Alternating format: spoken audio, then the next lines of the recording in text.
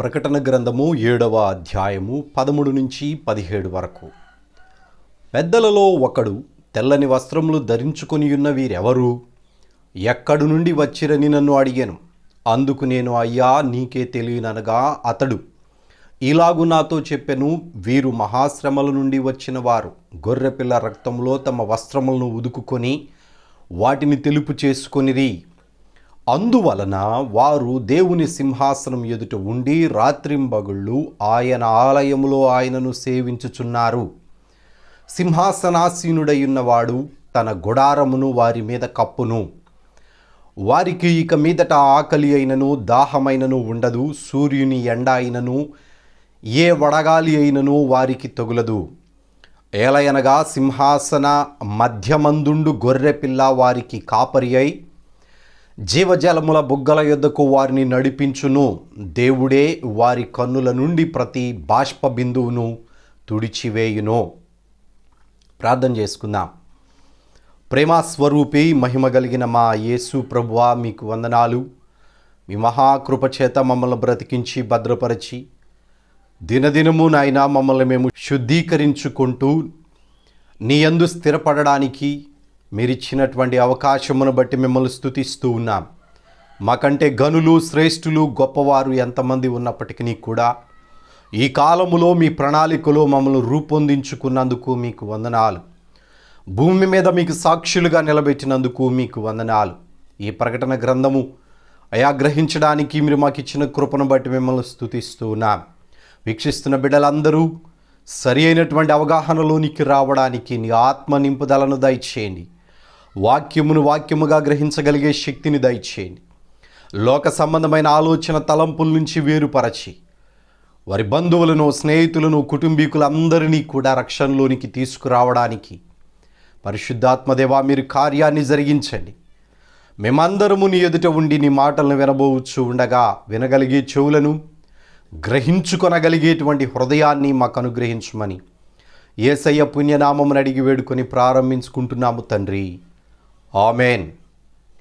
ప్రభు పేరట మీ అందరికీ నా హృదయపూర్వకమైన వందనాలు. గత వీడియోలలో 6వ ముద్రను విప్పదీసిన తర్వాత పరలోకము వెళ్ళినటువంటి పరిశుద్ధులు ఏ ఆకారంలో ఉన్నారు అనేటువంటి దానిని మనం ధ్యానం చేశాం. ఈ వీడియోలో పరలోకము వెళ్ళినటువంటి పరిశుద్ధుల ఆత్మల యొక్క వైభవాన్ని, వారు ఎంత ఉన్నతమైనటువంటి అధికారాన్ని పొందుకున్నారో, దేవునికి ఎంత సమీపముగా ఉన్నారో ఈ వీడియోలో మనం ధ్యానం చేయబోతూ ఉన్నాం. యోహాను గారు ఈ 1,44,000 మందిని సూర్యోదయ దిక్కు నుండి వచ్చినటువంటి దూత ముద్రించిన తరువాత ఆయన చూసినటువంటి అదే దర్శనము కంటిన్యూషన్గా 7వ అధ్యాయంలో వ్రాయబడి ఉన్నది.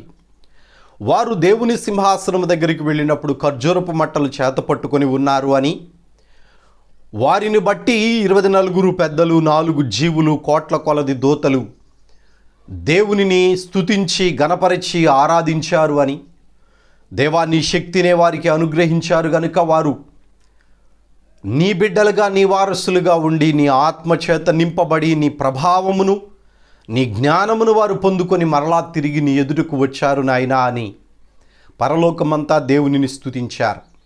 అయితే ఈ యొక్క దర్శనము చూస్తూ ఉండగా యోహాను గారికి ఒక పెద్ద అడిగిన ప్రశ్న వినబడింది. 13వ వచనాన్ని చదువుతూ ఉన్నాను. 7వ అధ్యాయం. పెద్దలలో ఒకడు తెల్లని వస్త్రములు ధరించుకొని ఉన్న వీరి ఎవరు, ఎక్కడి నుండి వచ్చిరని ఆయనను అడిగెను. తెల్లని వస్త్రములు ధరించుకున్నటువంటి వారు సింహాసనం ఎదుట కనబడుతూ ఉండగా దర్శనంలో యోహాను గారు చూస్తూ ఉన్నాడు.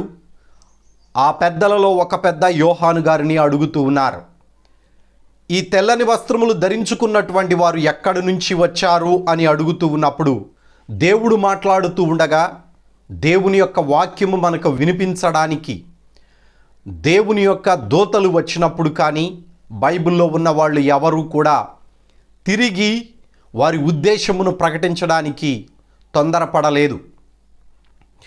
దేవుని యొక్క ఉద్దేశం తెలుసుకోవడానికి మాత్రమే వారు వేచి ఉన్నారు. అంత మాత్రమే కాదు, ఆత్మవశములో ఉన్నటువంటి వారు వారి యొక్క జ్ఞానమును ఉపయోగించడానికి తక్కువ అవకాశాలను దేవుడు అనుగ్రహిస్తాడు.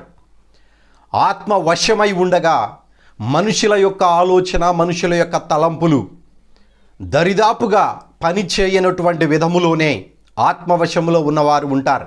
ఆ రీతిగా ఉన్నటువంటి యోహాను గారిని 24 పెద్దలలో ఒక పెద్ద అడుగుతూ ఉన్నాడు, తెల్లని వస్త్రములు ధరించుకొనిన వీరెవరు? ఈ తెల్లని వస్త్రాలు ధరించుకున్న వారు ఎక్కడి నుంచి వచ్చారు అనేటువంటివి గత అధ్యాయాలలో మనం ధ్యానం చేశాం. దేవుని సింహాసనం ఎదుటకు వచ్చినటువంటి ఆ పరిశుద్ధుల ఆత్మలన్నీ కూడా ప్రతి ఒక్కరికి తెల్లని వస్త్రం ఇవ్వబడింది. ఈ తెల్లని వస్త్రం ఏమిటి? మేము క్రైస్తవులము అని చెప్పుకుంటే ఆ తెల్లని వస్త్రం రాదు. బాప్తీసం తీసుకున్నంత మాత్రాన ఆ తెల్లని వస్త్రం రాదు. ఆ తెల్లని వస్త్రము పొందుకోవడానికి మనము చేయవలసినటువంటి కార్యాలు చాలానే ఉన్నాయి. అయితే ఆ పెద్దలలో ప్రశ్న అడిగినటువంటి పెద్ద యోహాను గారికి చెప్తూ ఉన్నాడు.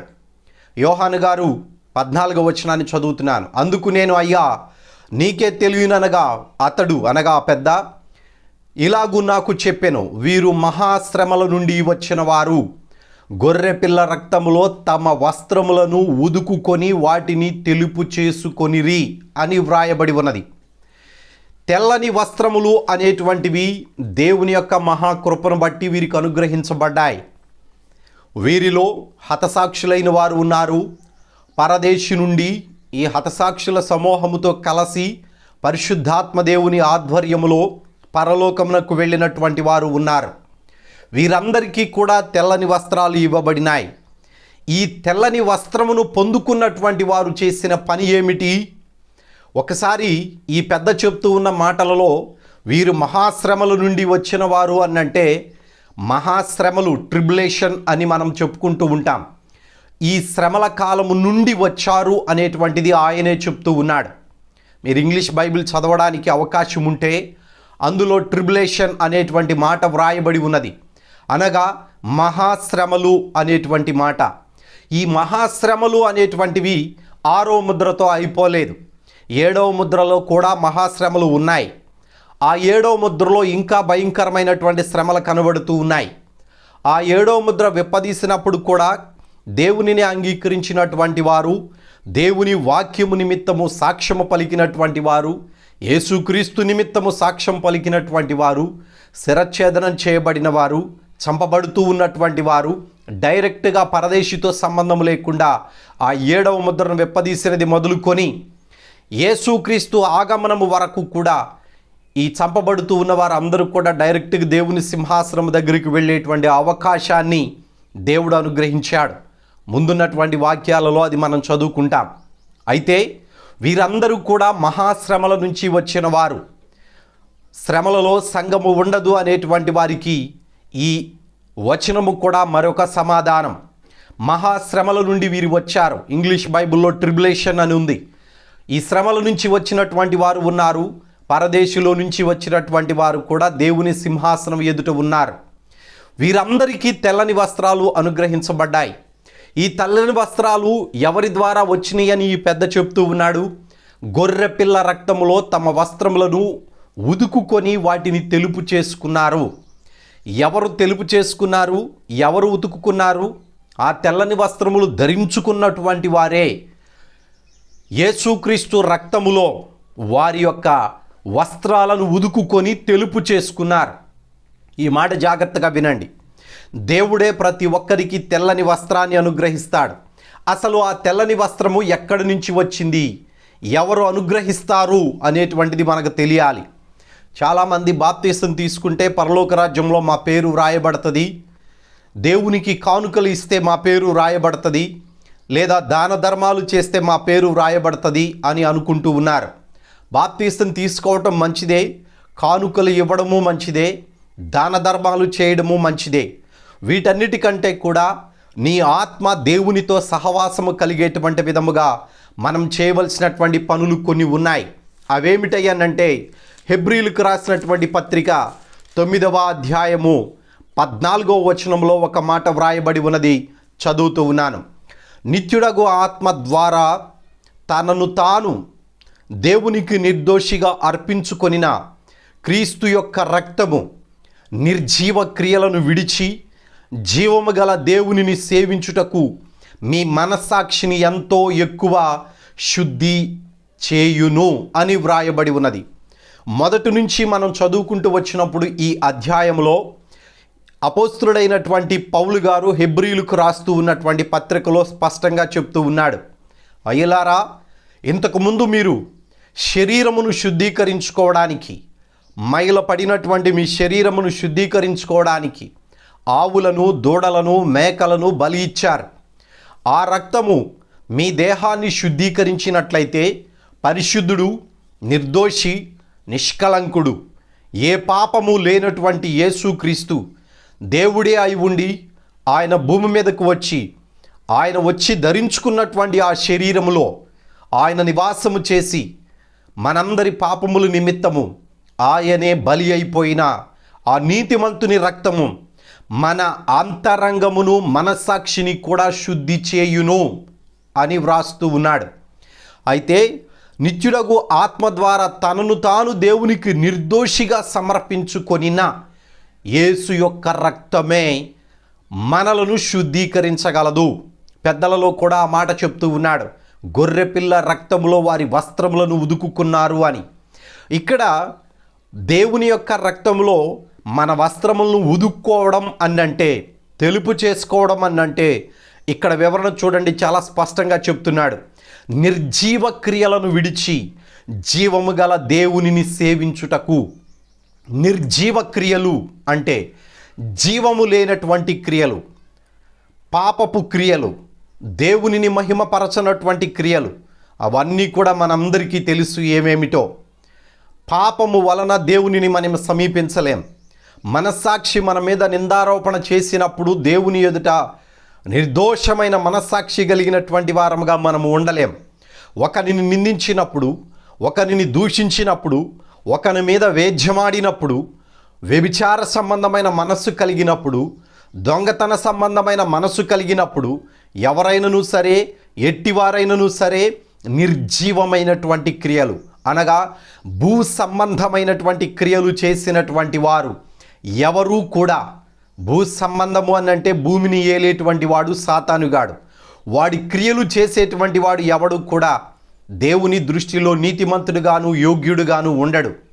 ఎప్పుడైతే ఈ నిర్జీవ క్రియలను విడిచిపెట్టి జీవము గల దేవునిని సేవించుటకు, ఆయనను సేవించడానికి ఏమి కావాలి అంట, మీ మనస్సాక్షి అనేటువంటిది అవసరము. మన మనస్సాక్షి అనేటువంటిది దేవునికి ఇష్టమైన కార్యాలు చేస్తూ ఉన్నామా, చేయడం లేదా అనేటువంటి పరిశీలన చేసుకోవాలి.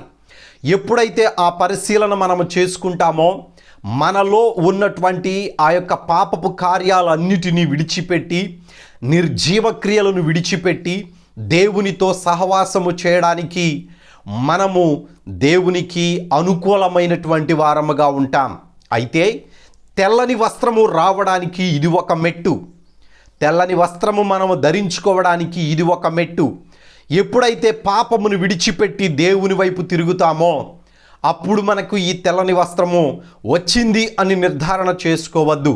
చాలామంది బైబిల్లో ఉన్నటువంటి కొన్ని వచనాలను చూసుకొని పరిపూర్ణమైనటువంటి అర్థమును గ్రహింపక వాటిని అతికించుకొని మాట్లాడుతూ ఉన్నారు. నాలుకతో యేసుక్రీస్తు దేవుడు అని ఒప్పుకున్నట్లయితే రక్షణ వచ్చినట్లు అని అనుకుంటున్నారు. రక్షణ మన దాకా వస్తుంది. యేసుక్రీస్తు దేవుడు అని మనము ఒప్పుకుంటే, ఆయన లోకరక్షకుడు, నా పాపాల కోసం చనిపోయాడు అని మనము ఒప్పుకుంటే మన దగ్గరకు రక్షణ వస్తుంది. కానీ మనము రక్షణలో ఉండం. మనము రక్షణలో ఉండాలి అన్నంటే మనము చేయవలసినటువంటి పని మొదటిగా పాపమును విడిచిపెట్టాలి. రెండవదిగా ఏం చెప్తున్నాడు అయ్యానంటే, యోహాను గారు వ్రాసినటువంటి మొదటి పత్రిక 1వ అధ్యాయము 7వ వచనంలో ఇంకా స్పష్టంగా వ్రాయబడి ఉన్నది. అయితే ఆయన వెలుగులోనున్న ప్రకారము మనమును వెలుగులో నడచిన ఎడల, పాపమును విడిచిపెట్టి ఇక వెలుగులో మనము నడవాలి. వెలుగులో నడిచిన ఎడల అని వ్రాస్తూ ఉన్నాడు. తర్వాత చూడండి, మనము అన్యోన్య సహవాసము గలవారమై యుందుము. అన్యోన్య సహవాసము అంటే అది విడదీయలేనటువంటిది, వాడబారనటువంటిది. కొంతకాలం మనతో ఉండి కొంతకాలం మనల్ని విడిచి వెళ్ళేటువంటిది కాదు. ఆ సహవాసము చేసేటువంటిది ఎవరో ఇక్కడ చూడండి చెప్తూ ఉన్నాడు. అప్పుడు ఆయన కుమారుడైన యేసు రక్తము ప్రతి పాపము నుండి మనలను పవిత్రులుగా చేయును అని వ్రాయబడి ఉన్నది. ఈ వచనములో తెల్లని వస్త్రము ధరించుకోవడానికి ప్రాముఖ్యమైనటువంటి 3 మెట్లను చూపిస్తూ ఉన్నాడు, 3 భాగాలను చూపిస్తూ ఉన్నాడు. మొదటిగా మనము వెలుగులో నడవాలి, వెలుగు సంబంధులమై ఉండాలి. దేవుని పిల్లలుగా ఉండడానికి వెలుగు అనగా సత్యమే మనలో ఉండాలి. దేవుని యొక్క సత్యము, దేవుని యొక్క నీతి, దేవుని యొక్క వెలుగు, దేవుని యొక్క జీవమును మనము అనుసరించి నడిచినప్పుడు మాత్రమే అన్యోన్య సహవాసమునకు పిలవబడినటువంటి వారముగా మనము ఉంటాం. ఎవరు ఈ అన్యోన్య సహవాసము మనతోటి చేసేది అని మనం ఆలోచన చేసినప్పుడు దేవుని యొక్క ఆత్మ అయి ఉన్నటువంటి పరిశుద్ధాత్మ దేవుని సహవాసములో మనం ఉంటాం. గతంలో కూడా నేను మీకు చెప్పాను, పరిశుద్ధాత్మ దేవుడు మన దగ్గరకు రావాలి అనంటే పాపమునకు మనము దూరముగా ఉండాలి. పాపము అనగా చదువు లేని వారికి కూడా తెలుసు, చిన్న పిల్లలకు కూడా తెలుసు, ప్రతి ఒక్కరికి కూడా పాపము అంటే ఏమిటో తెలుసు. పాపము చేసే ప్రతి ఒక్కరికి కూడా వారిలో ఉన్నటువంటి ఆత్మ పాపము చేసేటప్పుడు భయాన్ని, భీతిని, దొంగను అనేటువంటి ఒక ఆలోచనను, నేను దోషిని అనేటువంటి ఒక భయాన్ని ఆ మనిషిలో పుట్టిస్తుంది. ఆ పుట్టించినప్పుడు మనిషి సత్యమును విడిచి అసత్యములోనికి వెళుతున్నాడు అని అర్థము, నీతిని విడిచి అనీతిలోనికి వెళుతూ ఉన్నాడు అని అర్థము. నీతిమంతుడుగా ఉన్నటువంటి వాడు సింహము వలె ఉంటాడు. సింహము వలె ఉండాలి అనంటే వెలుగు సంబంధముగా ఉండి పాపమును విడిచిపెట్టి నీతిని, సత్యమును, వెలుగును హత్తుకొని ఉంటామో అప్పుడు పరిశుద్ధాత్మ దేవుడు మన దగ్గరకు వస్తాడు, మనతో సహవాసం చేస్తాడు. మనతో సహవాసము చేస్తూ ఉన్నటువంటి ఈ పరిశుద్ధాత్మ దేవుడు మన యొక్క ప్రవర్తనను పరిశీలించి, పరీక్షించి, శ్రమలలోని గుండా మనల్ని ప్రయాణింపజేసి, ఇబ్బందులలో నుంచి, ఇరుకులలో నుంచి, ఆకలి దప్పులలో నుంచి, సమస్తమైన విషయాలలో నుంచి మనల్ని తీసి శుద్ధ సువర్ణముగా మార్చిన తరువాత మనలో నివాసము చేస్తాడు. మన హృదయం అనే సింహాసనము మీద నివాసము చేస్తూ ఉండగా మనము దేవునికి దేవాలయముగా ఉంటాము. అప్పుడు మన పాపములన్నిటినీ క్రీస్తు యేసు రక్తము నుండి మనల్ని పవిత్రులుగా చేస్తారు అని ఈ వచనములు. అప్పుడు ఆయన కుమారుడైన యేసు రక్తము ప్రతి పాపము నుండి మనులను పరిశుద్ధులనుగా చేయును. మనము ఎప్పుడు పరిశుద్ధులం అవుతామయ్యా అనంటే మొదటిగా మనము లోకమును, పాపమును విడిచిపెట్టాలి. రెండవదిగా వెలుగును వెతికి నడవాలి, సత్యమును వెతికి నడవాలి, నీతిని వెతికి నడవాలి. ఎదుటి వాళ్ళని దూషించకూడదు, దేవునిని మాత్రమే మనం ఆరాధించాలి. 2 చేతులు ఎత్తి ఏ మనిషికి కూడా దండం పెట్టడానికి క్రైస్తవునికి పర్మిషన్ లేదు. నువ్వు పెట్టావు కదా ఈ వీడియోల్లో అని అడుగుతారేమో. పెట్టవలసినటువంటి అవసరత అనేటువంటిది నాకు లేదు, కానీ దేవునికి నమస్కారం చేయడంలో తప్పు లేదు. మనము వందనము చేసేటువంటి విధానము ఆత్మ సంబంధమైనదిగా ఉండాలి. తర్వాత ఇక్కడ మూడవది, రెండవ మెట్టు ఏమి చెప్తూ ఉన్నాడయ్యా అనంటే అన్యోన్య సహవాసము అనగా పరిశుద్ధాత్మ దేవునితోనూ పరిశుద్ధాత్మ దేవుడు మనలోనూ నివాసము చేసే విధముగా మనము మార్చబడాలి. చివరిగా మన పాపములను క్షమించేటువంటి ప్రక్రియ చివరిలో ఉంటుంది. మన పాపమంతా కూడా మన చుట్టూనే ఉంటుంది. ఎప్పుడైతే పరిశుద్ధాత్మ దేవుడు మనలో నివాసము చేస్తాడో ఆ క్షణమందు మన పాపములన్నిటినీ కూడా దేవదేవుడు శుద్ధీకరించి మన పాపములను మన నుంచి దూరము చేసి ఇక ఎన్నడూ కూడా వాటిని జ్ఞాపకము చేసుకొనకుండా ఆయన బిడ్డలుగా, ఆయన వారసులుగా మనల్ని స్వీకరిస్తాడు. ఇప్పుడు మా తెల్లని వస్త్రము మనకు అనుగ్రహించబడుతుంది. పాపము మన నుంచి దూరమైనప్పుడు ఆ తెల్లని వస్త్రం మనకు అనుగ్రహింపబడుతుంది. అంతము వరకు నమ్మకముగా ఉండి మన విశ్వాసమును కాపాడుకొని వచ్చిన శ్రమలన్నిటినీ తట్టుకొని మనము నిలబడినప్పుడు దేవుని యొక్క మహాకృపలో మన పాపములన్నీ ప్రక్షాళన జరిగి మహిమ వస్త్రాన్ని, ఆ తెల్లని వస్త్రాన్ని దేవుడు మనకు అనుగ్రహిస్తాడు. ఈ తెల్లని వస్త్రాన్ని మనము పొందుకోవడానికి మనమే ఈ కార్యాలన్నీ చేయాలి. పాపాన్ని మనమే విడిచిపెట్టాలి. వెలుగును వెతుక్కుంటూ మనమే నడవాలి. పరిశుద్ధాత్మ దేవునికి అవకాశం ఇచ్చి ఆయనతోనూ ఆయన మనలోనూ నివాసము చేసే విధముగా నీతి క్రియలను, పరిశుద్ధమైన క్రియలను మనము చేయాలి. అప్పుడు దేవుడు మన పాపములను మన నుంచి తీసివేసి మనల్ని తన రక్తములో శుద్ధీకరించినప్పుడు మాత్రమే ఈ తెల్లని వస్త్రాలు వస్తాయి. బాప్తీసం తీసుకోగానే తెల్లని వస్త్రం రాదు. అరాకొర భక్తి చేస్తూ ఉండగా తెల్లని వస్త్రాలు రావు. నువ్వు ప్రార్థన చేస్తూ ఉండగా నేను ఇక దేవుని బిడ్డను అని అనుకోవడానికి లేదు. అంతము వరకు నమ్మకముగా ఉంటేనే ఈ తెల్లని వస్త్రం దేవుడు మనకు అనుగ్రహించడానికి అవకాశం ఉన్నది. మన ఆత్మ నీతి క్రియలతోనూ పరిశుద్ధాత్మ దేవుడు నివాసము చేసే విధముగాను మన అంతరంగము దేవుని యొక్క అంతరంగముతో పరిపూర్ణముగా అన్యోన్య సహవాసము కలిగినటువంటి వారముగా జీవించినప్పుడు మాత్రమే తెల్లని వస్త్రము మనము ధరించుకొనినటువంటి వారం అవుతాం. పరిశుద్ధుల క్రియలే, పరిశుద్ధమైన ప్రవర్తన కలిగి ఉండడమే, పరిశుద్ధాత్మ దేవుడు మన హృదయం అనే సింహాసనం మీద నివాసము చేయడమే ఈ తెల్లని వస్త్రము ధరించుకోవడము. ఎప్పుడైతే ఈ తెల్లని వస్త్రము ధరించుకుంటామో, ఇక్కడ పెద్ద అంటూ ఉన్నాడు 14వ వచనం 7వ అధ్యాయం ప్రకటన గ్రంథము, వీరు మహాశ్రమల నుండి వచ్చిన వారు గొర్రెపిల్ల రక్తములో తమ వస్త్రములను ఉదుకుకొని వాటిని తెలుపు చేసుకొని ఉన్నారు అని చెప్తూ ఉన్నాడు. వీరందరికీ కూడా, తెల్లని వస్త్రములు ధరించుకున్నటువంటి వారందరికీ కూడా ఒక గొప్ప అధికారాన్ని, భాగ్యాన్ని, ఉన్నతమైనటువంటి రికపు వారసత్వాన్ని దేవుడు ఈ తెల్లని వస్త్రాలు ధరించుకున్న వారికి ఇచ్చాడు. అవేమిటయ్యా అనంటే, ఈ తెల్లని వస్త్రాలు ధరించుకున్నటువంటి వారు పరలోకంలో ఉండగా ఈ 24 పెద్దల్లో ఒక పెద్ద ఇంకా వారి గురించి వివరిస్తూ ఏమంటున్నాడో చూడండి. 15వ వచనము, అందువలన వారు దేవుని సింహాసనం ఎదుట ఉండి రాత్రింబగళ్ళు ఆయన ఆలయములో ఆయనను సేవించుచున్నారు. సింహాసనాసీనుడైన వాడు తానే తన గుడారము వారి మీద కప్పును. ఇది ఒక గొప్ప భాగ్యము. దేవుడు తెల్లని వస్త్రములు ధరించుకున్నటువంటి వారిని ఆయన సింహాసనం ఎదుటకు పరిశుద్ధాత్మ దేవుడు తీసుకొని వచ్చే విధముగా ప్రణాళికను రూపొందించాడు.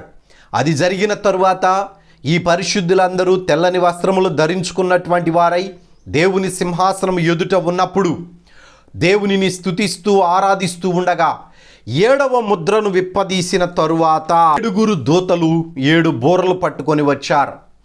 ఆ 7 బూరలలో 6 బూరలు అయిపోయిన తరువాత ఒక ఆలయము పరలోకములో ఏర్పాటు చేయబడి ఉన్నది. ప్రకటన గ్రంథం 7వ అధ్యాయము 15వ వచనంలో మనం ఇందాక చదువుకున్నటువంటి వాక్య భాగములో రాత్రింబగళ్ళు ఆయన ఆలయములో ఆయనను సేవించుచున్నారు అని వ్రాయబడి ఉన్నది. పరలోకములో ఆలయం ఏంటండి? పరలోకములో దేవుని ఎదుట ఆయన ఆలయము ఎప్పుడు నుంచి ఉన్నది? యోహాను గారు వెళ్ళినప్పుడు ఈ ఆలయం కనబడిందా? లేదు.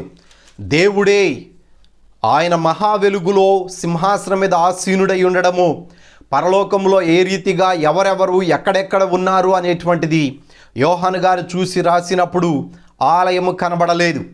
కానీ ఈ యొక్క తెల్లని వస్త్రములు ధరించుకున్నటువంటి వారు పరలోకములో ఉండడానికి దేవుడు ఒక ఆలయాన్ని ఏర్పాటు చేశాడు.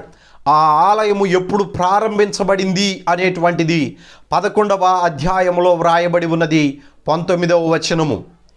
మరియు పరలోకమందు దేవుని ఆలయము తెరవబడగా దేవుని నిబంధన మందసము ఆయన ఆలయములో కనబడెను. నేను గతంలో చెప్పాను, హతసాక్షులైనటువంటి వారిని పరిశుద్ధాత్మ దేవుడు తీసుకొని వెళుతూ ఉండగా మందసాన్ని, బలిపీఠాన్ని, సాక్ష్యపు గుడార సంబంధమైనటువంటి వాటిని ఆయన పరలోకమునకు తీసుకొని వెళ్ళాడు అని. ఆ పరలోకము తీసుకొని వెళ్ళినటువంటి కాలము 3.5 సంవత్సరాల తరువాత 6వ ముద్ర విప్పదీసిన తరువాత ఈ తెల్లని వస్త్రములు ధరించుకున్నటువంటి వారితో ఆ గుడార సంబంధమైనటువంటి ఆలయాన్ని కూడా పరిశుద్ధాత్మ దేవుడు పరలోకానికి తీసుకుని వెళ్ళాడు. ఈ 11వ అధ్యాయం 19వ వచనములో చెప్పబడినటువంటి దేవుని ఆలయము తెరవబడగా అంటే మొదటి 6 దూతలు బోరలు ఊదిన తరువాత ఈ ఆలయము ప్రారంభమైనది. ఈ ఆలయము ఏ రీతిగా ప్రారంభమైనది? సాక్ష్యపు గుడార సంబంధమైనటువంటి ఆలయముగా ప్రారంభమైనది. ఆ మాట 15వ అధ్యాయము 5వ వచనంలో వ్రాయబడి ఉన్నది. అటు తర్వాత నేను చూడగా సాక్ష్యపు గుడార సంబంధమైన ఆలయము పరలోకమందు తెరవబడెను.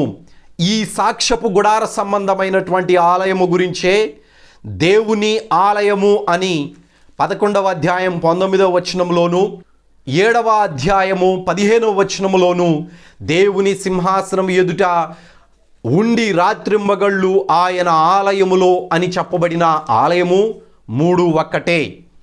ఈ ఆలయ సంబంధము అయినటువంటివి అన్నీ కూడా సాక్ష్యపు గుడార సంబంధమైనటువంటి ఆలయముగానే ఉన్నాయి.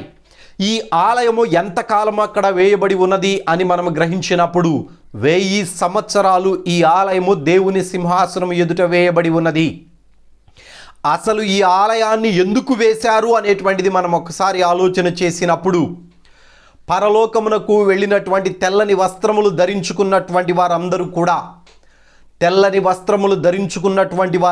కూడా రెండు గ్రూపులుగా ఏర్పాటు చేయబడ్డారు. నా మాటలు జాగ్రత్తగా ఆలకించండి. జాగ్రత్తగా వాక్యానుసారంగా రీతిగా ఉన్నదో లేదో అని ఒక 10 నిమిషాలు టైం వెచ్చించి బైబిల్ని పరిశీలించి తెలుసుకోండి. పరలోకమునకు వెళ్ళిన తెల్లని వస్త్రములు ధరించుకున్నటువంటి వారందరూ కూడా 2 గ్రూపులు చేయబడ్డారు. ఒక గ్రూపు దేవుని వాక్యము కోసము, యేసుక్రీస్తు సాక్ష్యము కోసము శిరచ్ఛేదనం చేయబడినటువంటి వారు, రక్తము చిందించినటువంటి వారు. ఏ రీతిగానైనాను సరే వారి రక్తము దేవుని కోసము చిందించినటువంటి వారు, భూమి మీద చంపబడినటువంటి వారు, వీరు ఒక గ్రూపుగా ఏర్పాటయ్యారు. రెండవ గ్రూపు ఎవరయ్యానంటే సర్వసాధారణంగా చనిపోయినటువంటి వారు. సర్వసాధారణంగా చనిపోయినటువంటి వారందరి కోసమే ఈ ఆలయము ఏర్పాటు చేయబడి ఉన్నది. ఈ ఆలయములోనికి వీరు ప్రవేశించడానికి ఎంత సమయం పట్టిందయ్యా అనంటే 7వ ఆ ముద్ర 7 దూతలు 7 బోరలు పట్టుకొని వచ్చిన తర్వాత 7వ దూత దాన బోర ఊదినప్పుడు 7 పాత్రలు పట్టుకొని రావడం ఈ ఆలయములో నుంచే అని మనం తెలుసుకోవాలి. 7వ దూత బోర ఊదినప్పుడు 7 పాత్రలు పట్టుకొని వచ్చినటువంటి 7గురు దూతలు ఎక్కడ నుంచి వీరు బయటికి వచ్చారయ్యా అనంటే దేవుడు పరలోకములో ఆయన సింహాసనం ఎదుట ఏర్పాటు చేసినటువంటి గుడార సంబంధమైన ఆలయములో నుంచే బయటికి వచ్చారు. ఈ ఆలయము భూమి మీద ఉన్నంత చిన్నదిగా అక్కడ కనబడలేదు. పరలోకములో కొన్ని కోట్ల మంది ఆ ఆలయములో ఉండి దేవునిని స్తుతించేటువంటి విధముగా ఆ సాక్ష్యపు గుడార సంబంధమైనటువంటి ఆలయము ఏర్పాటు చేయబడింది. ఈ ఆలయములో నుంచి ఎవరు వచ్చారో ఒకసారి ఆ మాట కూడా మనం చదువుకుందాం. దేవుని వాక్యములో నుంచి 15వ అధ్యాయము 8వ వచనము. అంతటా దేవుని మహిమ నుండి ఆయన శక్తి నుండి వచ్చిన పొగతో ఆలయము నింపబడినందున ఆ 7గురు దూతల యొద్ద ఉన్న ఆ 7 తెగుళ్ళు సమాప్తియగు వరకు ఆలయమందు ఎవడును ప్రవేశింపజాలకపోయెను. దేవుడే ఈ యొక్క మందిరమును ప్రారంభించాడు. ఆయన యొక్క మహిమ, ఆయన యొక్క శక్తి ఆ ఆలయములో కనబడుతూ ఉన్నది. ఆయన దానిని ఏర్పాటు చేసి అందులో దేవుని యొక్క కోపము, దేవుని యొక్క ఉగ్రత, దేవుడు పంపించనయ్యున్నటువంటి తెగుళ్లను ఆయన 7 పాత్రలలో పెట్టి ఈ 7గురు దూతలకు వాటిని అప్పగించారు. ఈ 7గురు దూతలు ఆ పాత్రలను తీసుకొని బయటికి వచ్చి ఆ 7 పాత్రల ప్రభావము భూమి మీద అయిపోయేటంత వరకు చూడండి ఇక్కడ ఏమంటున్నాడు, ఆ 7గురు దూతల యొద్ద ఉన్న 7 తెగుళ్ళు సమాప్తియగు వరకు ఆలయమందు ఎవడను ప్రవేశింపజాలకపోయెను అని వ్రాయబడి ఉన్నది. ఈ 7 పాత్రలు అయిపోయేటప్పటికీ సాతానుగాడికి ఇచ్చినటువంటి 7 సంవత్సరాలు భూమి మీద కంప్లీట్ అయిపోతాయి. యేసుక్రీస్తు పరలోకములో దేవుని సింహాసనం ఎదుట ఉండి 7 ముద్రలను విప్పదీసి వాటి ప్రభావమును కూడా సంపూర్తి చేసినటువంటి కాలము 7 సంవత్సరాలు. మొదటి 3.5 సంవత్సరాలలో పరిశుద్ధాత్మ దేవుడు పరలోకమునకు తీసుకుని వెళ్ళేటప్పటికీ 6వ ముద్రను మాత్రమే ప్రభు అయిన యేసుక్రీస్తు విప్పదీశారు. మిగిలిన 3 సంవత్సరాలు ఒక్క 7వ ముద్ర మాత్రమే ఉన్నది. ఇది సంగతి చాలా స్పష్టంగా క్షుణ్ణముగా నిదానించి ఆలోచన చేసి తెలుసుకోమని ప్రభు పేరట మిమ్మల్ని మనవి చేస్తూ ఉన్నాను. ఈ 7వ ముద్ర ప్రభావం అయిపోయేటప్పటికీ 2వ 3.5 సంవత్సరాలు కంప్లీట్ అయిపోయినాయి. అప్పటి వరకు ఎవరు కూడా ఆ సాక్ష్యపు గుడార సంబంధమైన ఆలయములోనికి ప్రవేశించలేదు.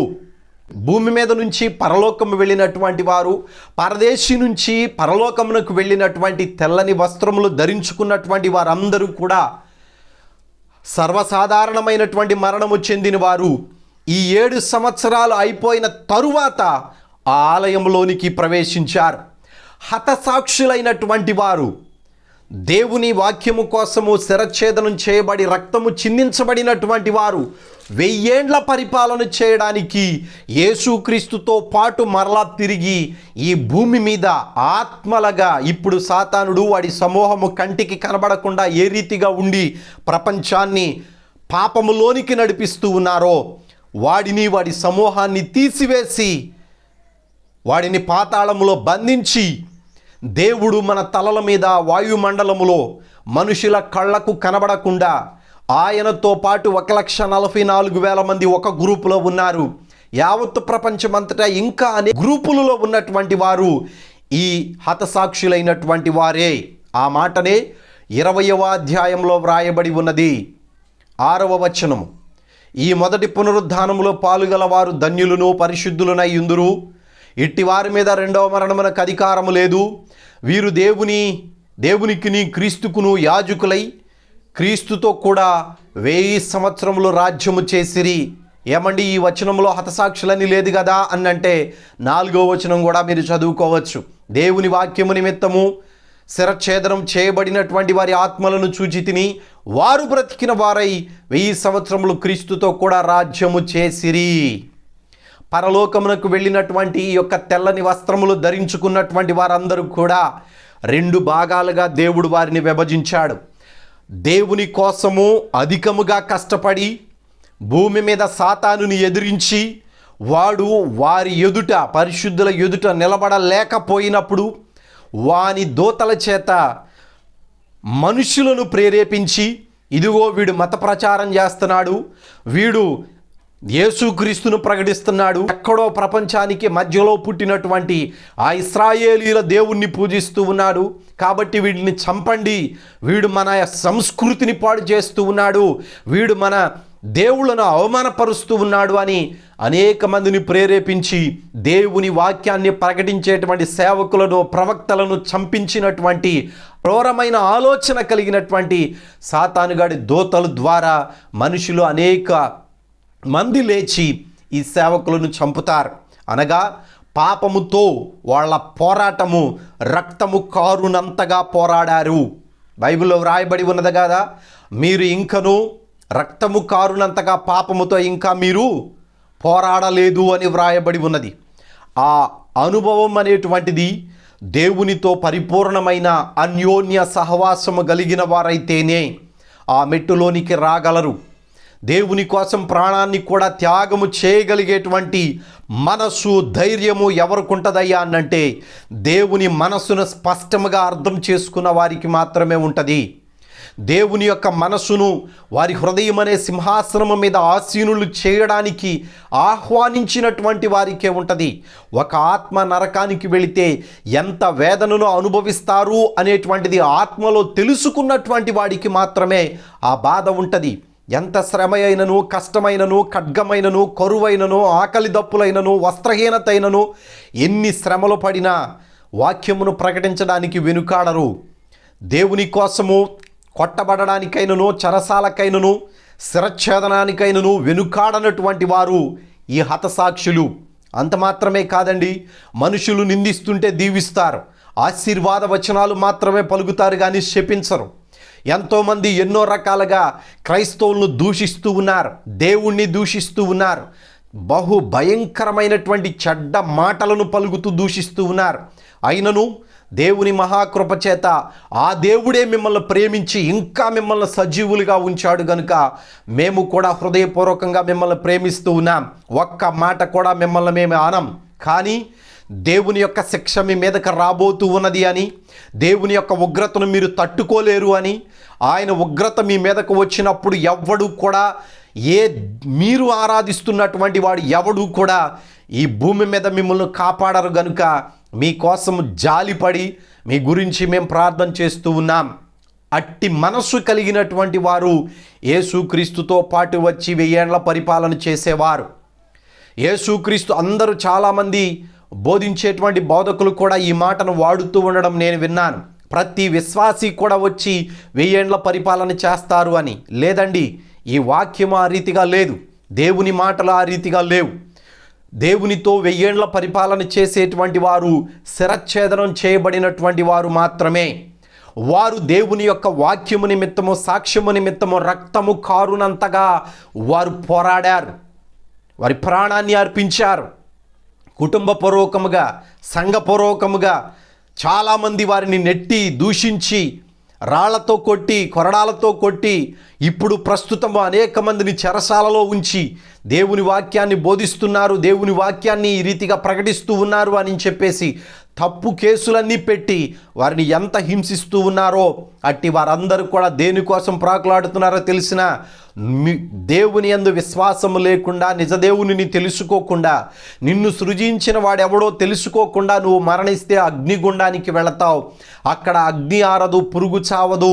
ఆ బాధ ఎంత భయంకరముగా ఉంటుందో, దేవుడు ఎంత సత్యవంతుడై ఉన్నాడో రుచి చూసి మేము తెలుసుకున్నాము కనుక ఆయన చెప్పిన మాట కూడా అంత స్పష్టమైనటువంటిది. ఆ నరకము ఉన్నది, ఆ బాధ నరుడు భరించలేనటువంటి వేదనలతో కేకలు వేయవలసిందే అని చెప్పాడు కనుక ఆ మాటను పరిపూర్ణంగా అర్థం చేసుకొని మిమ్మల్ని ప్రేమతో దేవుని వైపు తిప్పడానికి మీకోసం ప్రార్థన చేస్తూ ఉన్నాం. ఈ రీతిగా చనిపోయినటువంటి వారందరూ కూడా 7 సంవత్సరాలు అయిపోయిన తరువాత, ట్రిబులేషన్ అయిపోయిన తరువాత, శ్రమల కాలం అంటే ట్రిబులేషన్ అయిపోయిన తరువాత, పరలోకములో యేసుక్రీస్తు 7 ముద్రల విప్పదీయడం అయిపోయిన తర్వాత ఆయన పరలోకము నుంచి దిగి రావడము యోహాను గారు చూశారు. ఆ పరలోకము నుంచి దిగి వచ్చి ఈ ప్రకృతి సంబంధమైనటువంటి మనుషుల నేత్రాలకు కనబడతారు అనేటువంటిది ఒక వాదన ఉన్నది. ఆ రీతిగా కనబడరండి, కనబడడానికి అవకాశం లేదు. దేవుడు ఒకవేళ ఏర్పరచబడినటువంటి వారిలో ఎవరికైనాను కానీ ఒకరికి ఇద్దరికి కనబడాలి అని ఆయన సంకల్పం ప్రకారము ఉంటే వారికి కనబడతారేమో, కానీ శూన్యములో వారు తిరుగుతూ ఉండగా గుర్రాలు వేసుకొని, ఇది ఆ పిక్చర్ని ఊహించుకోవద్దు. గుర్రాలు అనగా కాలము అని గతంలోనే చెప్పాను, వాతావరణము అని చెప్పాను. శాంతికరమైన వాతావరణాన్ని యేసుక్రీస్తు తీసుకొని వస్తూ ఉన్నాడు. అందుకనే తెల్లని గుర్రాల మీద ఆయన వస్తూ ఉన్నాడు అని 19వ అధ్యాయము 11వ వచనంలో మనం చదువుకున్నాం. ఆయన వచ్చేటప్పుడు తెల్లని గుర్రం మీద వస్తున్నాడు అన్నట్టు. తెలుపు అనగా శాంతికి చిహ్నము, సమాధానానికి చిహ్నము. శాశ్వతమైనటువంటి శాంతిని దేవుడు మనకు అనుగ్రహించాడు కనుక ఆ తెల్లని గుర్రం మీద వచ్చాడు అనేటువంటి మాట వ్రాయబడింది. కానీ చాలామంది తెల్లని గుర్రం వేసుకొని వారం రోజులు ఇజ్రాయెల్ దేశంలో, వారం రోజులు భారతదేశంలో, వారం రోజులు ఇటలీలో, వారం రోజులు పాకిస్తాన్లో ఉంటాడు అనే ఉద్దేశాలు మానుకోండి. అక్షరానుసారంగా ఆలోచించకండి. తెల్లని వస్త్రము అనేటువంటిది పరిశుద్ధమైనటువంటి గుర్తు. తెల్లని గుర్రము అన్నంటే శాంతికరమైనటువంటి జీవితాన్ని, శాంతిని, నీతిని, న్యాయాన్ని పరిపాలించేటువంటి సమాధాన సంబంధమైనటువంటి వాతావరణానికి గుర్తు అని అర్థము. ఇక్కడ యేసుక్రీస్తుతో పాటు వచ్చేవాళ్ళు పరలోకము వెళ్ళి తెల్లని వస్త్రాలు ధరించుకొని దేవుని సింహాసనం ఎదుట ఉన్న వారిలో చంపబడినటువంటి వారు, హతసాక్షులైనటువంటి ఆత్మలు, వారు తిరిగి వచ్చి మరలా వారి దేహాలను స్వతంత్రించుకొని యేసుక్రీస్తుతో పాటు ఈ భూమి మీద 1000 ఏళ్ల పరిపాలన చేస్తారు. దాని గురించి వివరముగా ఆగమనము అనేటువంటి వీడియోలో మనం మాట్లాడుకుందాం. అయితే వీరు 1000 సంవత్సరాలు పూర్తి చేసుకున్న తరువాత 1000 సంవత్సరాలు భూమి మీద పరిపాలన అయిపోయిన తర్వాత అప్పుడు రెండవ రాకడ జరుగుతుంది. ఈ మాట జాగ్రత్తగా వినండి. 7 సంవత్సరాల శ్రమల కాలం అయిపోయిన తర్వాత ఆగమనముతో ప్రారంభమైనటువంటి 1000 ఏండ్ల పరిపాలన గోగుమాగోగు యుద్ధముతో సంపూర్ణమవుతుంది. గోగుమాగోగు యుద్ధములో ఇశ్రాయేలీల దేశం చుట్టుముట్టినటువంటి ప్రపంచ దేశాల రాజులు సైన్యమంతా కూడా దేవుని యొక్క ఉగ్రత పరలోకము నుంచి దిగివచ్చి, అగ్ని దిగివచ్చి పంచభూతాలను మిక్కటమైన వేండ్రముతో లయము చేయడమే రెండవ రాకడ. ఈ 1000 ఏండ్ల పరిపాలన అయిపోయిన తర్వాత, గోగుమాగోగు యుద్ధం అయిపోయిన తర్వాత, పంచభూతాలు మిక్కటమైన వేండ్రముతో లయమైపోయిన తర్వాత దేవుని సింహాసనం ఎదుట ఉన్నటువంటి ఆ సాక్ష్యపు గుడార సంబంధమైన మందిరము, అందులో ఉన్నటువంటి వారందరూ బయటికి వస్తారు. 1000 ఏండ్ల పరిపాలన చేసినటువంటి వారు కూడా గ్రూప్లో జాయిన్ అవుతారు.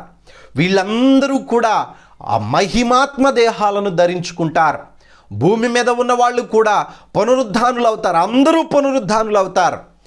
జీవ పునరుద్ధానము, మరణ పునరుద్ధానం అని 2 ఉన్నాయి. నీతి చేసినటువంటి వాడు, న్యాయము చేసినటువంటి వాడు, పరిశుద్ధమైన క్రియలు చేసినటువంటి వాడు జీవ పునరుద్ధానంలోనికి వస్తాడు. కీడు చేసినటువంటి వాడు తీర్పు పునరుద్ధానానికి వస్తాడు. అయితే అందరూ పునరుద్ధానులు అవ్వాల్సిందే. పునరుద్ధానులైనటువంటి వారందరికీ కూడా ఆత్మదేహాలు ఉంటాయి. తెల్లని వస్త్రము ధరించుకున్నటువంటి వారందరికీ కూడా మహిమాత్మ దేహాలుగా దేవుడు వారిని సిద్ధపరుస్తాడు. వారు క్రొత్త ఆకాశము, క్రొత్త భూమిలోనికి వెళ్ళి దేవునితో యుగయుగాలు నిత్యత్వము ఆయనతో పాటు ఉండేటువంటి కార్యక్రమాన్ని దేవుడు ఏర్పాటు చేశాడు. అక్కడ దేవునితో పాటు ప్రజలలో దేవుడు నివాసము చేస్తూ ఉండేటువంటి గొప్ప కార్యం అక్కడ కనబడుతూ ఉన్నది. చదువుకుందామా ఒక మాట? 21వ అధ్యాయము 3వ వచనం నుంచి చదువుకుందాం. అప్పుడు ఇదిగో దేవుని నివాసము మనుషులతో కూడా ఉన్నది. ఆయన వారితో కాపురముండును, వారాయన ప్రజలయ్యుందురు. దేవుడు తానే వారి దేవుడై ఉండి వారికి తోడయ్యుండును. ఆయన వారి కన్నుల ప్రతి బాష్ప బిందువును తుడిచివేయును. మరణము ఇక ఉండదు, దుఃఖమైనను, ఏడ్పైనను, వేదన అయినను ఇక ఉండదు. చాలండి. దుఃఖమైనను, వేదన అయినను ఇక ఉండదు అని వ్రాశాడు. ఎప్పటి నుంచి ఉండదు? అది రెండవ రాకడ అయిపోయిన తర్వాత, ప్రకృతి సంబంధమైన లోకమంతా కూడా పూర్తిగా దహించవేయబడిన తర్వాత, శాశ్వతమైన నిత్యత్వమైన దేవుడు మనుషులతో నివాసము చేసేటువంటి క్రొత్త ఆకాశాన్ని, క్రొత్త భూమిని దేవుడు ఏర్పాటు చేసి యేసు క్రీస్తు పరిపాలన చేయడానికి ఆయన బిడ్డలతో కలిసి ఒక పట్టణములో ఉండడానికి ఆ పట్టణమును దేవుడే నిర్మించి ఆ క్రొత్త ఆకాశము, క్రొత్త భూమి మీదకు దానిని తీసుకొని వచ్చాడు. ఆ పట్టణమే దేవునికి భార్య అని పేర్కొనబడింది. పట్టణమే భార్య. అయితే పిలవబడినటువంటి వారమందరము కూడా దేవుని పిల్లలము, ఆయన బిడ్డలుగా, ఆయన వారసులుగా పిలవబడ్డాం. మనందరము కలిసి దేవునితో పాటు ఆ పట్టణములో ఉంటూ ఉండగా ఏడ్పైనను, మరణమైనను, వేదన అయినను, దుఃఖమైనను ఇక ఉండదు అని 21వ అధ్యాయంలో మనం చదువుకున్నాం. కానీ ఇక్కడ చూడండి 7వ అధ్యాయము 16వ వచనం నుంచి మనం చదువుకుంటూ వచ్చినప్పుడు, వారు ఇక మీదట ఆకలి అయినను, దాహమైనను ఉండదు వారికి. సూర్యుని ఎండైనను, ఏ వడగాలి అయినను వారికి తగలదు. ఏలయనగా సింహాసన మధ్యమందుండు గొర్రెపిల్ల వారికి కాపరి అయి జీవ జలముల బుగ్గల యొద్దకు వారిని నడిపించును. దేవుడే వారి కన్నుల నుండి ప్రతి బాష్ప బిందువును తుడిచివేయును. ఇదేంటండి? అక్కడేమో ఏడుపు ఉన్నదని చెప్తున్నారు, ఏడేమో ఏడుస్తారు అని చెప్తున్నాడు. ఏంటి మార్పు? ఎందుకు దేవుడు 2 మాటలు రాయించాడు అంటారా? ఇక్కడ మీరు కాలాన్ని, ప్రాంతాన్ని గుర్తుపెట్టుకోవాలి. ఈ 21వ అధ్యాయంలో చెప్పబడినటువంటిది క్రొత్త ఆకాశము, క్రొత్త భూమిలో నూతన యెరూషలేములోనికి వచ్చిన తరువాత వారికి ఏడ్పును వేదనను ఇక ఏమీ ఉండవు. చదువుకున్నాం కదా ఇందాక, దుఃఖమైనను ఏడ్పైనను వేదన అయినను ఇక ఏమీ ఉండవు. ఆయన వారి కన్నుల నుండి ప్రతి బాష్ప బిందువును తుడిచివేసిన తర్వాత ఉండవు. ఎప్పుడు ఆయన తుడిచివేస్తున్నాడు అనంటే ఒక మాట నేను చెప్పి ముగించడానికి ప్రయత్నం చేస్తాను. ఈ 7వ అధ్యాయములో పరలోకమునకు వెళ్ళినటువంటి ఈ పరిశుద్ధులందరూ కూడా కుటుంబాలతో ఎలరు, సంఘాలతో ఎలరు, కొంతమంది సేవకులు ఎలరు, కొంతమంది ప్రవక్తలు అని చెప్పుకుంటున్న వారు ఎలరు. అదేంటండి సేవకులు ఎందుకు ఎలరు, ప్రవక్తలు ఎందుకు ఎలరు అని అంటే అది వాళ్ళ గురించి నేను చెప్పటం లేదు, కానీ బైబిల్లో ఉన్న వాక్యాన్ని బట్టి చెప్తూ ఉన్నాను. ఏర్పరచబడినటువంటి వారు సైతం కూడా వెళ్ళరు. దేవుని ఎదుటికి వచ్చి అయ్యా నీ నామమున మేము అద్భుతాలు చేశాము, ఆశ్చర్యాలు చేశాము, ఇదిగో చచ్చిపోయిన వాళ్ళని లేపాము, భూమిని తలక్రిందులు చేశామంటే అక్రమము చేయువారులారా మీరెవరో నాకు తెలియదు అని వ్రాశాడు. అంటే వారి ప్రవర్తన అంతము వరకు నమ్మకముగా లేదు. తెల్లని వస్త్రములు ధరించుకునేటంత వరకు కూడా వారు రాలేకపోయారు. చివరిలో తెల్లని వస్త్రము దేవుని మన హృదయం అనే సింహాసనం మీద పరిశుద్ధాత్మ దేవుడు ఆసీనుడైన తరువాత మన పాపములన్నిటినీ దేవుడు తుడిచివేస్తాడు. కానీ ముందుగానే నువ్వు మారు మనసు పొందాను, బాప్తీసం తీసుకున్నాను, వాక్యం ప్రకటిస్తున్నాను, ప్రార్థన చేస్తే అనేక మందికి దెయ్యాలు వెళ్ళిపోతున్నాయి అని అంటే ఆ రీతిగా జరుగుతుంది. యోధా ఇస్కారియోతుకు కూడా జరిగింది. ఆయన కూడా అపోస్తుల్లో ఒకటిగా లెక్కింపబడ్డాడు. కానీ చివరికి ఏమైపోయాడు? ఆ రీతిగా ఉండకూడదు. వాక్యమును వాక్యముగా గ్రహించాలి, అంతము వరకు నమ్మకముగా ఉండాలి. అయితే తెల్లని వస్త్రములు ధరించుకున్నటువంటి వారి భార్య కానీ, బిడ్డలు కానీ, వారి బంధువులు కానీ, అక్కచెల్లెలు కానీ, పెద్దమ్మలు కానీ, పెదనాన్నలు కానీ, వాళ్ళ బంధువులు ఎవరైతే ఉన్నారో వాళ్ళ తల్లిదండ్రులు కానీ ఎవరైనాను సరే వారు ఒకవేళ పరలోకంలో కనబడకపోతే ఏంటి పరిస్థితి? నువ్వు ప్రేమించినటువంటి నీ భర్త, నువ్వు ప్రేమించినటువంటి నీ భార్య, నువ్వు ప్రేమించినటువంటి నీ బిడ్డలు, ప్రాణము కంటే అధికముగా నువ్వు ప్రేమించిన నీ పిల్లలు పాపముతో, లోక సంబంధమైన ఆలోచనలతోటి, చూడకూడనటువంటివి చూస్తూ, భయంకరమైనటువంటి ఆశలతోటి సినిమాలు చూస్తూ, సిగరెట్లు తాగుతూ, మద్యపానమునకు అలవాటు పడి, కొట్లాట్లకు అలవాటు పడి, పాపము చేయడానికి కాలు దువ్వి పరిగెడుతూ ఉన్నటువంటి వారిని ఏ రీతిగా నువ్వు అదుపు చేసి రక్షణలోనికి నడిపించగలవో ఒకసారి ఆలోచించుకో. వారి పాపమును బట్టి పరలోకము రాలేదే అనుకోండి, దేవుని సింహాసనం ఎదుట కనబడలేదే అనుకోండి, ఏంటి నీ పరిస్థితి? పోతే పోయాళ్లే అని చెప్పేసి నువ్వు వదిలిపెట్టుకుంటావా? భూమి మీద ఒక మనసు, పరలోకంలో ఒక మనసు మనకు ఉండదండి. సంతోషాన్ని నేను భూమి మీద ఎట్లా ఉంటున్నానో పరలోకంలో కూడా అట్లాగూ ఉండగలిగితేనే, పరలోకములో ఉన్నటువంటి పరిశుద్ధత భూమి మీద నేను కనపరిస్తేనే దేవుడు నన్ను పరలోకానికి తీసుకుని వెళ్తాడు. ఆశ కలిగి ధనాపేక్ష కలిగిన వాడిగా, లోక సంబంధమైనటువంటి పాపమునకు తెర తీసేవాడిగా నేనుంటే నా మరణదినము వరకు నేను ఈ రీతిగా ప్రకటించిన, గొప్ప ప్రసంగాలు చేసిన, ఉన్నతమైనటువంటి స్టేజీల మీద నేను మాట్లాడిన ఉపయోగము లేనివాడనవుతాను. కాబట్టి అంతము వరకు మన రక్షణను మనము కాపాడుకోవాలి. ఎవరైనాను సరే వారి కుటుంబాలలో బిడ్డలను, భార్య భర్తను, తల్లిదండ్రులు ఒకవేళ కోల్పోతే వారు మాత్రమే పరలోకము వెళితే వారి కన్నీళ్ళు, వారి బాధ ఎట్లా ఉంటాయో తెలిసిన, దేవుడు భూమి మీదకి పంపించబోయేటువంటి ఆ యొక్క శ్రమలకు, భూమి అనుభవించబోతూ ఉన్నటువంటి ఆ యొక్క శ్రమల దినాలకు, ట్రిబులేషన్ సమయములో ఎంత వేదన, ఎంత బాధ, ఆకలి దప్పులు, కొరడాలతో వెంటబడము, సాతానుగాడు ఆ కాలంలో భూమి మీద నేను క్రైస్తవుడని చెప్పుకున్నటువంటి వాడిని భయంకరమైన వేదనకు గురి చేయడము, ఆకలి దప్పులతోటి, వాతావరణంలో వచ్చినటువంటి మార్పుల వలన భయంకరమైనటువంటి చీకటి, తెగుళ్ళు, వైరస్ లాంటివి ఎన్నో వస్తూ ఉంటాయి. ఆ 3.5 సంవత్సరాలు బహువేదన అనుభవించబోతూ ఉన్నది భూమి. పరలోకములో ఉండి పోతే పోయాళ్లే నా కుమారుడు, పోతే పోయాళ్లే నా భర్త, పోతే పోయిందిలే నా భార్య, పోతే పోయారులే నా తల్లిదండ్రులు అని అనుకోవు కదా. అప్పుడు నీ కళ్ళమిటి నీళ్లే వస్తాయి. అయ్యో నా వాళ్ళు రాలేకపోయారే, మారు మనసు లేదే, రక్షణ లేదే. దేవుడు తన వెలుగును మా మీద ఉంచాడు. 15వ వచనం, సింహాసనాసీనుడైన వాడు తానే తన గుడారము వారి మీద కప్పును అని వ్రాయబడి ఉన్నది.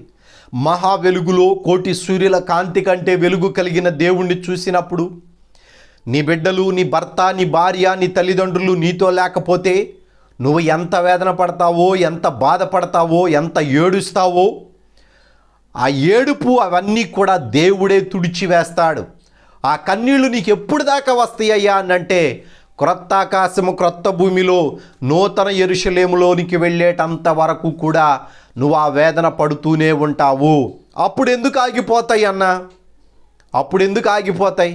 అప్పుడు ఎందుకు మనం ఇంకా ఆ బాధను విరమించుకుంటాము అని చెప్పేసి మీరు అడిగితే, దేవుడే నీతో మాట్లాడతాడంట. చూడండి ఆ మాట ఒకసారి మనం మాట్లాడుకుందాం. 21వ అధ్యాయము 4వ వచనం. ఆయన వారి కన్నుల ప్రతి బాష్ప బిందువును తుడిచివేయును. ఇక ఆయన తుడిచిన తరువాత మరలా ఏడవడానికి అవకాశం మనకు ఉండదు. ఎందుకు ఉండదయ్యా అనంటే, ఆయన వివరణ ఇస్తాడు. పాపం ఎంత భయంకరమైందో, వారి అగ్నిగుండడానికి వెళ్ళడానికి, వారి మనసు పాడవడానికి, వారు దేవునిని వ్యతిరేకించడానికి వివరణ అంతా కూడా వారికి చూపించి, వారిని ఓదార్చి, వారిని పరామర్శించి, వారికి ఇక ఎన్నడూ కూడా వారి గురించినటువంటి ఆలోచన రాకుండా, నీ బిడ్డలు వీరు, నీ తండ్రిని నేను, నీవు నాకు కుమారుడవు, నేనే నీకు సమస్తమును సమకూర్చువాడను, ఇదిగో వీరందరూ కూడా నీ కుటుంబము, నీ కోసం రక్తము చిందించినటువంటి దేవుడను నేనే అని చెప్పేసి ఆయన వివరించి ప్రేమ, అన్యోన్య సహవాసమును దేవుడు మనకు పరిచయం చేసినప్పుడు క్రమముగా మనము దానిని మర్చిపోతాం. ఇక శాశ్వతము ఆ దేవుని కుటుంబముతో మనం యుగయుగాలు నిరంతరము అక్కడ ఉంటాం. పరిశుద్ధులకు దేవుడిచ్చిన భాగ్యం ఇది. తెల్లని వస్త్రములు ధరించుకున్నటువంటి వారికి దేవుడిచ్చిన నిత్యత్వములో ఉండే భాగ్యం ఇది. కానీ ఒక మాట నేను చెప్పి, ఒకవేళ నీ బిడ్డలు, నీ భర్త, నీ భార్య, నీ కుటుంబీకులు ఎవరైనాను కానీ రక్షణలోనికి రాకపోతే, స్పష్టమైన దేవుని వాక్యానుసారమైనటువంటి మనస్సు కలిగి ఒకసారి నువ్వు ఆలోచించు. దేవుడు నీతి న్యాయం కలిగిన వాడు. ఆయన వచనాలు పలికాడు అంటే, ఒక మాట పలికాడు అనంటే దానిని రూపుమాపగలిగిన వాడు ఎవడో లేడు, దానిని తప్పించుకోగలిగినటువంటి వాడు ఎవడో లేడు. అగ్నిగుండము ఉండేటువంటిదే, దానిని సృజించింది దేవుడే, దానిని సృజించినటువంటిది దేవుడే. దేవుడు చేసింది చేసినట్టు చెప్తాడు, అబద్ధము చెప్పడు. దాని బాధ బహుభయంకరమైంది. పోతే పోనీలేండి, వాళ్ళు పోయి పడిన తర్వాత 1 నెల 2 నెలల్లో ఉండి నాశనమైపోతారు అనుకోవడానికి లేదండి. వారి ఆత్మ యుగయుగాలు జీవించి ఉంటుంది. వారి యొక్క ఆత్మ దేహము నిత్యము అగ్నిగుండములో పడి వేదన పడవలసిందే. అయ్యలారా, మీ అందరికీ కూడా నేను బ్రతిమలాడి చెప్పుకునేది, కడుపు మార్చుకొనైనను సరే నీ బిడ్డల కోసం, నీ కుటుంబం కోసం, నీ తల్లిదండ్రుల కోసం, నీ భర్త కోసం, నీ భార్య కోసం మారు మనసు అనుభవంలోనికి రావడానికి, రక్షణలోనికి రావడానికి, మీ కుటుంబం కోసం, మీ స్నేహితుల కోసం ప్రార్థన చేయండి. బలమైన వాక్యాన్ని వారికి వినిపించండి. శ్రేష్టమైనటువంటి మాటలను వారికి తెలియచేయండి. అన్ని ఆశీర్వాదాలు నువ్వు దేవుడికి ఇస్తే నీకు దేవుడు ఇస్తాడు, నువ్వు మందిరానికి వస్తే నీకు ఈ మేలు జరుగుతుంది. ఈ ఈ ఈ విధమైనటువంటి లాటరీ బోధ చేయవద్దు. ఈ విధమైన లాటరీ బోధ చేయవద్దండి. ఉన్నది ఉన్నట్టుగా స్పష్టంగా బోధించండి. వాక్యమును వాక్యముగా బోధించి నువ్వు ప్రార్థన చేసినప్పుడు నీ ప్రార్థన వృధా కాదు కనుక వారి మనసు మారడానికి అవకాశం ఉంది. నువ్వు ఎక్కడ ఉండైనను సరే నీ బిడ్డల కోసం ప్రార్థన చేయి. నువ్వు ఎక్కడ ఉండైనను సరే నీ బిడ్డల కోసం ఉపవాసం ఉండు. వారు ఖచ్చితంగా మారు మనసు పొందడానికి నీ ప్రార్థన, నీ ఉపవాసము, నీ కన్నీళ్ళు, పరలోకం వెళ్ళి అక్కడ ఏడవడం కంటే, అక్కడ బాధపడటం కంటే నువ్వు భూమి మీద ఉండగానే వారి కోసం ప్రార్థన చేయి. అప్పుడు అంటున్నాడు 24 పెద్దల్లో ఒక పెద్ద, ఆయనే దేవుడే వారి కన్నీళ్ల నుండి ప్రతి బాష్ప బిందువును తుడిచివేయును అంటున్నాడు. ఆ కన్నీరు ఏదో అర్థం చేసుకొని నువ్వు ఇక్కడ బాధపడితే నీ వారు అందరూ కూడా రక్షణలోనికి వచ్చే అవకాశం ఉంది. నీ ప్రవర్తన బట్టి నీ భర్త మారవచ్చు, నీ ప్రవర్తన బట్టి నీ భార్య మారవచ్చు. దయచేసి వారిని క్షమించి దేవుని బిడ్డలుగా ఉండడానికి నువ్వు ఎన్ని శ్రమలన్నా వారి నుంచి పడినా కానీ వారిని రక్షణలోనికి రావడానికి అవకాశం మాత్రం ఇవ్వకుండా వదిలిపెట్టవద్దు. నీ బిడ్డలైనా నిన్ను తిట్టినా, నెట్టివేసినా, ఏది చేసినా కానీ నీకున్న దాంట్లో నువ్వు ఉపవాసం ఉండి ప్రార్థన చేసి నీ బిడ్డలను, నీ కుటుంబీకులను రక్షణలోనికి రావడానికి వారి కోసం ఫలించినటువంటి కొమ్మగా నువ్వు ఉండాలి అని ప్రభు పేరట మనవి చేస్తూ ఉన్నాను. ఇంతవరకు ప్రకటన గ్రంథం 7వ అధ్యాయం కూడా కంప్లీట్ చేసుకున్నాం. 8వ అధ్యాయంలో 7వ ముద్రను విప్పదీయడానికంటే ముందు ఇంకా ఒకడి గురించి నేను మీకు చెప్పాలి. వాడి పేరు లూసిఫర్. వాడి గురించి మనం చెప్పుకుంటే 12వ అధ్యాయం కూడా కంప్లీట్ అయిపోతుంది. మీకు ముందుగానే చెప్పాను, పరలోకం వెళ్ళినటువంటి వారి గురించి 2 అధ్యాయాల్లో వ్రాయబడి ఉన్నది. ఒకటి 7వ అధ్యాయము, రెండవది 12వ అధ్యాయం. 7వ అధ్యాయంలో వ్రాసినటువంటి వారు పరలోకము వెళ్ళిన తర్వాత పరలోకములో ఉన్నవారి పరిస్థితి గురించి వ్రాశారు. 12వ అధ్యాయంలో వ్రాయబడినటువంటి వారు పరలోకములోనికి హతసాక్షులు వెళ్ళిపోయిన తర్వాత భూమి మీద ఉండి దేవునిని అంగీకరించినటువంటి వారి పరిస్థితి గురించి 12వ అధ్యాయంలో వ్రాయబడి ఉన్నది. దాని గురించి నెక్స్ట్ వీడియోలో మనం మాట్లాడుకుందాం. దయచేసి వీక్షిస్తున్నటువంటి వారు అనేకులకు తెలియచేయండి, షేర్ చేయండి. చక్కగా దేవుని యొక్క వాక్యాన్ని వారికి వినిపించండి. వారి ఆత్మల కోసం ప్రార్థన చేయండి. దేవుని కృప మీ అందరికీ తోడైండునుగాక. వందనాలు. సెలవు తీసుకుందాం.